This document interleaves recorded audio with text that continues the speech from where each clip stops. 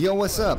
I'm Neff, and this is Sunday Citizen, the show where I give you the short and sweet about what's been going on in the Star Citizen universe. I'll give you some tips, some tricks, some cool forum posts, and some ideas of about what's going on without giving you like all the minutia.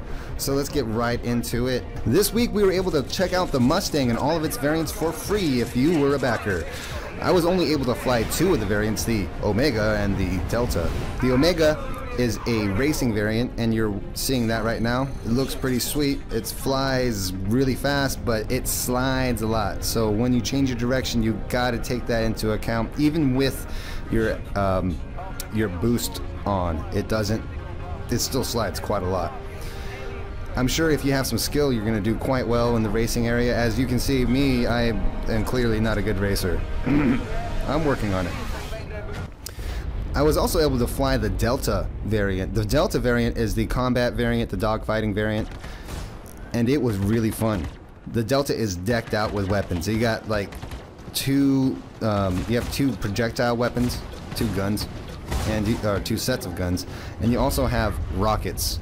And the rockets are burly, beefy. They don't require a lock. You just blast something. If you can actually hit them, it's pretty sweet. You'll do some major damage.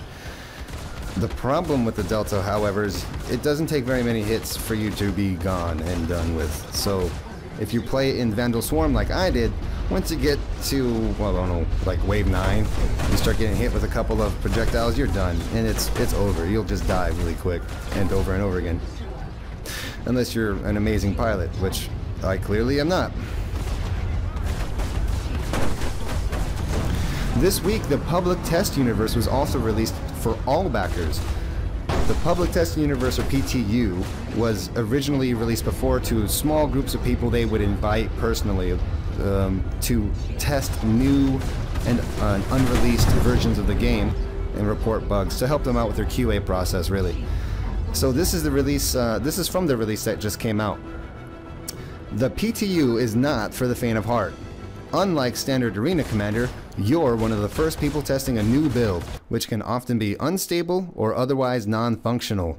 If you're serious about helping us test Star Citizen, accessing the PTU and reporting bugs in the forums is one of the biggest services you can provide. But if you're looking for a clean dogfight, you may want to stick to the standard build. As for me personally, you won't see me in the PTU anytime soon. I don't got time to be reporting bugs, and I really would like to be able to, but my schedule recently has just been crazy. The trailer for Arena Commander 1.0 also came out this week. If you haven't seen it, you saw a bit of it in my intro credits here, and you'll hear some more of the music towards the end, and it's pretty cool. It's really short. It shows a lot of awesome dogfighting footage. Some people complain that it's cut too quick, but whatever. I like it. And another thing to remember, Arena Commander 1.0 it's still pre-alpha for Star Citizen. Arena Commander is just the tiniest piece of this game. It's a game within a game. It sure has some of the core mechanics in it, but it by far doesn't have all of them. There's so much coming out this year to check out. So I would be looking forward to more information and trailers that come out once the first-person shooter module comes out and the Persistent Universe beta comes out. That would be really cool.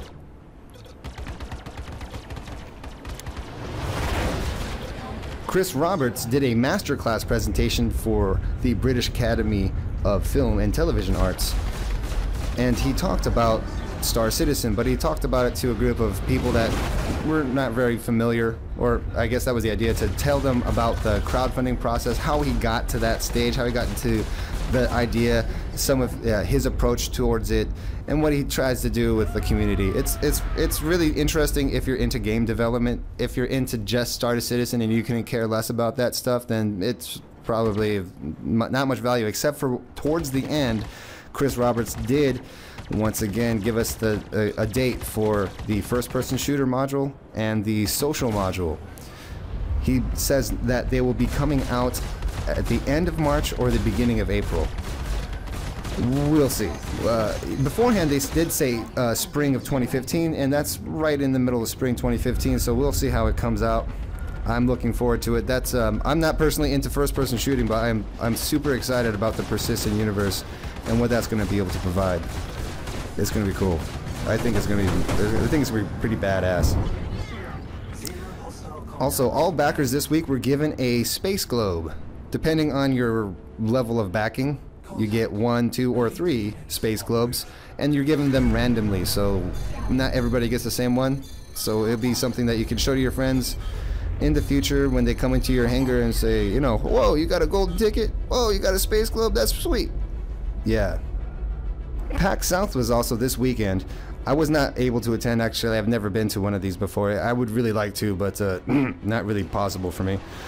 And at PAX South, CIG had a Persistent Universe Town Hall, or the PU Town Hall, where they discussed some of the things they're going to be doing, and they fished the audience for ideas and questions.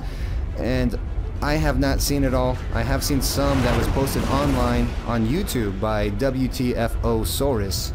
And it's pretty decent quality. It's a live recording. It's not, you know, it's not the direct audio, so you're gonna have a hard time, you know, listening and clearly without listening to all the audience members banter and going nuts. You know how it goes with with Star Citizen live events. People just get really excited. At the show, though, they did show a lot of really cool sneak peeks. And they did mention they were going to show quite a lot more at South by Southwest later on this year. So they gave us sneak peeks of the Mobi-Glass and how you can, how it's an augmented reality interface, how you can do shopping, character inventory, and all these types of things. They showed off the new star map, which they teased a little bit on the website before. I actually haven't seen it yet. It's probably really cool. If it looks anything like they showed what's going to be on the web interface, it's going to be pretty badass. They also showed off a few new places, such as Astro Armada, which is a ship dealer, and some of the other environments. They talked about Nyx. They talked about some other planets. The first 5 systems that they want to put in the game for the initial release of the Persistent Universe module. They actually also mentioned there might be slightly less, or maybe possibly more than 5, but they said after they get the original group done, it should be much faster to create the other ones as they're using modular assets to create them. So they're just trying to get the look and feel of the universe in general, then afterwards they'll just keep pumping out new material. It's going to be pretty cool. Hopefully we'll be playing that towards the end of the year. I think the sweetest thing I saw from the PU Town Hall that I've seen so far is the jump point pre-viz that they give, the pre-visualization of what it's going to look like as you're going through a jump point. Now check this out. Isn't this just gorgeous?